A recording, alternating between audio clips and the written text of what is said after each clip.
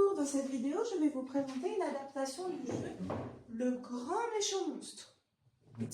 Alors, Le Grand Méchant Monstre, c'est un jeu surtout pour apprendre à dessiner et à parler des parties du corps. Donc, on a des silhouettes de monstres et dessus, on va devoir dessiner des yeux, des dents, des jambes, des mains et des cornes. Et il y a aussi une face du dé qui est sac à dos pour ce que l'on veut. J'ai rajouté à cet objectif-là un objectif de mathématiques en mettant un petit dé. Alors en classe, j'ai mis un dé qui va de 1 à 4, mais dans la boîte de jeu des enfants à la maison, ils ont un dé de constellation classique qui va jusqu'à 6. J'ai rajouté sur Canva ce petit espace avec tout ce qu'il faut dessiner dans notre monstre. Et on va jouer avec les 2 dés. Alors, par exemple, c'est mon tour. Je joue avec petit ours, grand ours et Siméon. Je lance les dés. J'ai fait les pattes et j'en ai fait 3.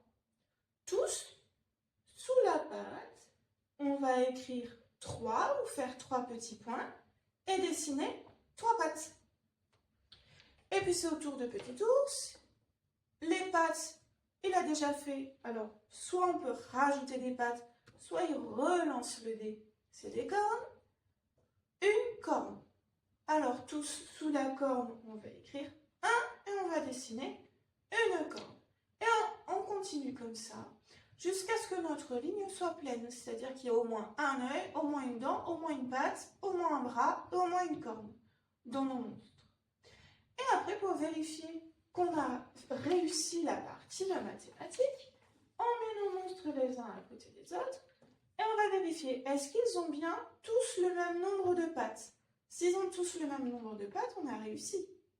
Mais s'il y en a un qui a 5 pattes et un qui a 3 pattes, il y a eu un problème au moment de compter. Les monstres ont gagné, ils mangent. Voilà pour faire un petit grand méchant monstre. Tout simplement en rajoutant le petit côté compter et en simplifiant les règles par rapport au jeu qui est très sympa, mais des fois un peu dur à mettre en place en classe si on laisse les enfants jouer seuls. D'autre part, sur les fiches des monstres, j'ai rajouté des petits jouets. Parce que si on veut les monstres créés, on peut ensuite s'en servir pour jouer à la chasse aux monstres. Pour fabriquer le jeu à la maison, très simple, on a les silhouettes des monstres qui sont disponibles en ligne gratuitement. Ensuite, on peut fabriquer un dé monstre. Je donne aux familles une petite photocopie du dé pour pouvoir fabriquer le dé à la maison.